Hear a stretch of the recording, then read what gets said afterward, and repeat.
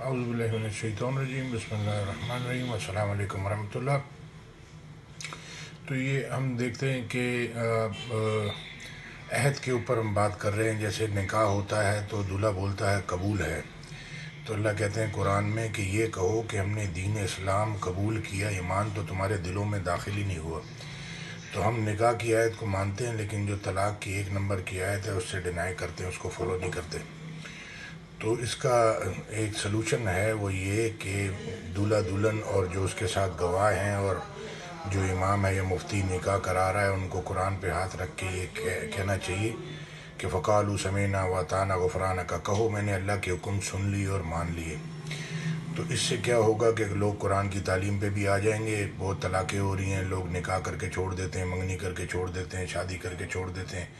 تو یہ بھی ایک عہد ہوتا ہے۔ تو عہد کے بارے میں آیت ہے سورہ اعراف کی 173 سے 174 تک۔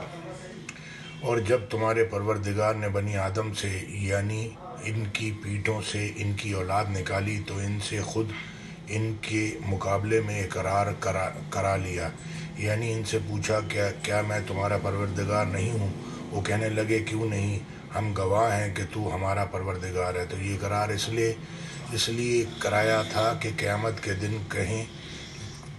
کہیں یوں نہ کہنے لگیں کہ ہم کو تو اس کی خبر ہی نہ تھی، یا یہ نہ کہو کہ شرک تو پہلے ہمارے بڑوں نے کیا تھا اور ہم تو ان کی اولاد تھے، تو جو ان کے بعد پیدا ہوئے، تو کیا جو کام اہل باطل کرتے رہے اس کے بدلے میں تو ہمیں ہلاک کرتا ہے؟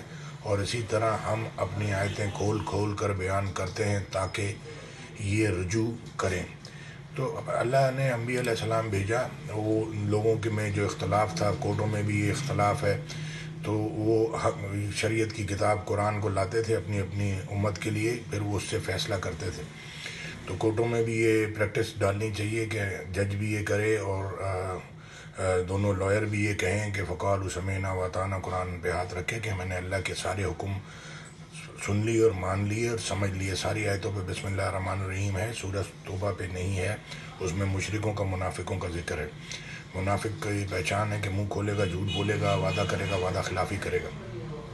ایان مارکیٹ میں بہت بڑا کام ہوتا تھا، لیکن لوگوں نے عہد کو توڑا، کمٹمنٹ توڑا، کانٹریکٹ توڑے، اس سے وہ ختم ہو گئی۔ پھر سورہ اعراف کی آیت 134 سے 136 یہی عہد کے بارے میں ہے۔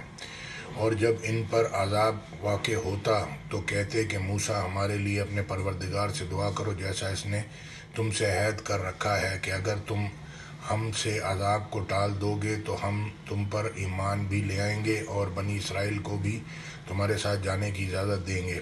پھر جب ہم ایک مدت کے لیے جس تک ان کو پہنچنا تھا ان سے عذاب دور کر دیتے تو وہ عہد کو توڑ ڈالتے، تو ہم نے ان سے بدلہ لے کر چھوڑا، ان کو دریا میں ڈبو دیا، اس لیے کہ وہ ہماری آیتوں کو جھٹلاتے اور ان سے بے پرواہی کرتے تھے۔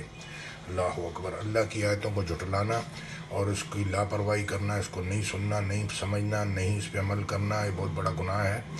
نماز، روزہ، حج، زکوٰۃ بعد میں، پہلے جو ہے وہ دین کا علم، قرآن کا علم سیکھنا ہے تاکہ آپ زندگی صحیح گزار سکیں۔ جیسے MBA کرتا ہے، رٹا لگایا، اتار دیا، پاس ہو گیا۔ یہ اب آپ جنت کے امتحان میں بیٹھے ہیں، پاس تو جنت اور فیل تو جہنم ہے۔